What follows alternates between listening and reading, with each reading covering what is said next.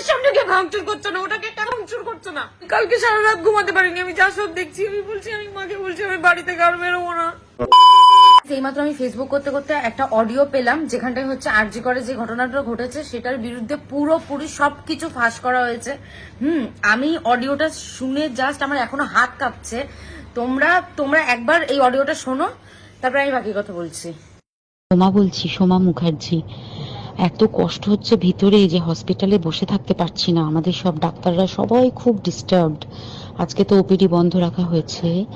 তোরা জানিস সমস্ত ঘটনা শুনলাম যা মানে সত্যিকারের ঘটনা, যেটা আরজিকরের ভিতরের যে ডাক্তার তারা তাদের বন্ধু বান্ধব মারফত এটা ছড়িয়ে মানে এসছে আমাদের কাছে। অ্যাকচুয়ালি যেটা ঘটেছে সেটা হচ্ছে, আমি শুনে তো মানে বিশ্বাস করতেও নিজেকে কেমন লাগছে রে। প্রত্যেকটা আমাদের ওয়েস্ট বেঙ্গলের প্রত্যেকটা মেডিকেল কলেজে, বিশেষ করে কলকাতার সরকারি মেডিকেল কলেজগুলোর প্রিন্সিপালরা, ডিপার্টমেন্টাল হেডরা, প্রিন্সিপালরা বিশেষ করে, তারা পাশ করানোর জন্য স্টুডেন্টদের কাছে রীতিমতো টাকা নেয়। যেসব স্টুডেন্টরা, ইন্টার্নরা, পিজিটিরা যারা ভালো করে ক্লাস করে না বা থিসিস তারা জমা দেবে, পিজিতে তো থিসিস জমা দিতে হয়, তো যারা এমবিবিএস ফাইনাল পাস করবে না সাপ্লি পাইয়ে দেবে, ইন্টার্নের কমপ্লিশন দেবে না, ইন্টার্ন হওয়ার পর কমপ্লিশন না দিলে তারা রেজিস্ট্রেশন নাম্বার পাবে না, এই সমস্ত ভয় দেখিয়ে টাকা পয়সা নেয়। সমস্ত জায়গাতেই এটা আছে। এর মধ্যে সব থেকে নিকৃষ্টের থেকেও নিকৃষ্টতম হচ্ছে সন্দীপ ঘোষ, প্রিন্সিপাল, যে তোর আমাদের কি বলে আরজিকর মেডিকেল কলেজে। সেখানে ভাব যে ওনার একটা বিশাল নেক্সাস ছিল, যাতে উনি বেশ কিছু ইন্টার্ন, হাউস স্টাফ এদেরকে দিয়ে ওই নেক্সাসটা চালাতেন। তারা ওখানে একটা সেক্স র্যাকেট চালাতো, তারা একটা ড্রাগ র্যাকেট চালাতো। ড্রাগ র্যাকেট মানে ওই যে ওটাতে বলেছে না, ড্রাগ মানে শুধু ওই হেরোইন আর ব্রাউন সুগারের ড্রাগ খাওয়া বা মদ খাওয়া নয়। ড্রাগ মানে হচ্ছে যে কম দামি, কম টাকায় যে ওষুধ পাওয়া যায়, যে ওষুধ না জল ভগবান জানে, সেই ওষুধের মানে কোটি কোটি টাকায় যে টেন্ডার বেরোতো, সেই ওষুধ নিয়ে ওষুধ কোম্পানিগুলোর কাছ থেকে কোটি কোটি টাকা, সেই সমস্ত টাকার একটা বড় অংশ যেত পার্টি ফান্ডে। বুঝতেই পারছিস তাহলে। সেই জন্য পার্টির একদমই কাছের উনি, পার্টির মানে একদম খুদ মানে ওপর লেভেলের একদম আসল জায়গাকার কাছে। তো এবার উনি এই যে নেক্সাসটা চালাতেন, তাতে রীতিমতো কোন ইন্টার্নকে উনি পাশ করাবেন, কোন পিজিটেকে উনি থিসিস কমপ্লিট করাবেন, সেগুলো সব ভয় দেখিয়ে টাকা নিতেন। আর তার হয়ে কাজ করতো ওই ইন্টার্ন হাউস স্টাফের একটা পুরো বড় নেক্সাস। এবার এই মেয়েটির যে পিজিটি, মেয়েটি অত্যন্ত ভালো, সে তার থিসিসটা কমপ্লিট করাবে না বলে হুমকি দিচ্ছিল। সে এটা জানতে পেরে গিয়ে বলেছিল যে আমি এরকম কোনোভাবেই মেনে নেব না, আমি এর বিরুদ্ধে আমি যাব এবং আমি এর বিরুদ্ধে সব ফাঁস করে দেবো। তখন তাকে রীতিমতো ধমক দেওয়া হচ্ছিল। এটা চলছিল লাস্ট 6 মান্থস ধরে।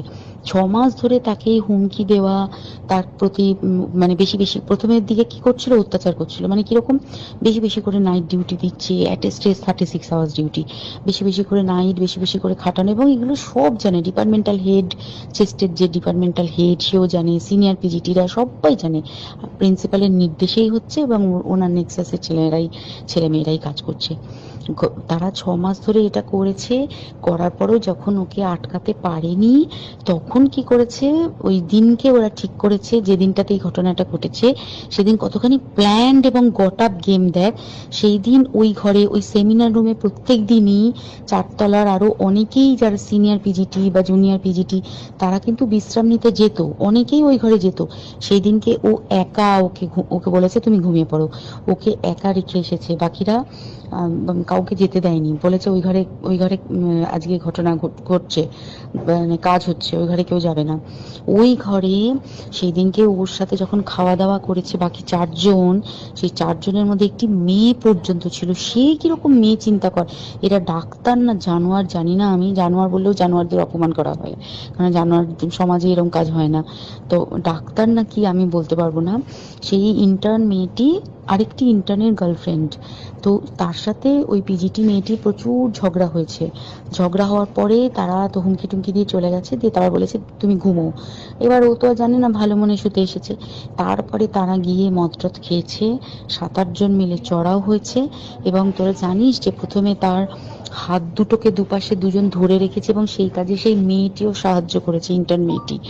দুজন ওকে পা দুটোকে টেনে জরাসন্ধের মতো ছিঁড়ে ফেলেছে, মানে ছেঁড়ার মতো করে টেনেছে, যাতে পেলভিক বোন ভেঙেছে, গলার বোন ভেঙেছে। মানে কি বিপর্যস্ত, মানে বিধ্বস্ত, কি নৃশংস অত্যাচার করেছে। ওকে উল্টো দিক করে শুইয়েছে, পিঠের ওপর দিয়ে বুট পরে হেঁটে গেছে, মাথাটাকে এমন থেতলেছে যে মানে স্কাল ফাল রাপচার হয়েছে।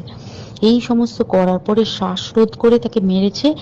মেরে তারপরে আরো যেটা আরো ভয়ঙ্কর, যে একটা মৃত মানুষকে মিনিমাম ডিগনিটি দিতে জানে না। তারা নিচে এসে দেখেছে ওই সঞ্জয় তখন বসে মদ খাচ্ছিল অন্য আরো গ্রুপ ডি স্টাফদের সাথে। সঞ্জয় ছেলেটা হচ্ছে তার কাটা সঞ্জয় বলতো ওরা, ওকে বলে ফল গাই। মানে ওর একটু ওইসব আলুর দোষ আছে, ও যত্রতত্র যখন তখন প্রস্টিটিউট এলাকায় যায়। এবার দেখেছে যে একে দিয়ে যদি একটা রেপ করিয়ে দিতে পারি তাহলে ঘটনার মোড়টা অন্যদিকে ঘুরে যাবে। এইবার ওকে বলেছে, যা সেমিনার রুমে তোর জন্য রেখে এসছি, যা তুই এবার গিয়ে কাজ করে দিয়ে আয়। ও এসে ওই ডেড বডি খেয়ে রেপ করেছে, যাতে তার ভ্যাজাইনাতে সিমেন্ট পাওয়া যায়। তো এবার এই হচ্ছে, প্লিজ আমি নাম করে ফেললাম সবকিছুই। কতজন আমি যে নামগুলো পাঠিয়েছি, এই সব ডাক্তাররা, এরা সব জড়িত জানিস। কিন্তু কেউ কোনো প্রমাণ নেই, প্রমাণ লোপাটের জন্য। সেদিনকে ওই ইন্টার্ন এবং ডাক্তাররা যে ওইখানের যে বাথরুমটাতে হাত পা ধুয়েছে, রক্ত ধুয়েছে, সেইটাকে তাড়াতাড়ি প্রমাণ লোপাটের জন্য ওই দেওয়ালকে ভেঙে দিয়ে তার মানে ওই বাথরুমের জায়গাটাকেই ভাঙতে হচ্ছে ওদের। ওখানে নাকি ওরা রুম বানাবে, কালকে দেখেছিস তোরা খবরে। আর বেশি বলতে পারছি না, মানে তোরা তো সবাই প্রোটেস্ট করিস, আমরা তো আমাদের দিক থেকে করছি, কিন্তু কিছুই হবে না। পোড়া দেশে কিছুই হবার নেই, শুধু ভেতরে ভেতরে গুমড়ে গুমড়ে কষ্ট পাওয়া। আর আগামী প্রজন্মের যে ডাক্তাররা বেরোবে, তারা যে ইন্টার্ন বা পিজিটি বা এই যাদের কাছে আমরা যাব ভবিষ্যতে, তারা কি ডাক্তার না কি আমি জানি না। কি নিয়ে তাদের কাছে আমরা যাব, আর কি করেই বা আমাদের পরের প্রজন্মকে আমরা সুরক্ষিত রাখবো।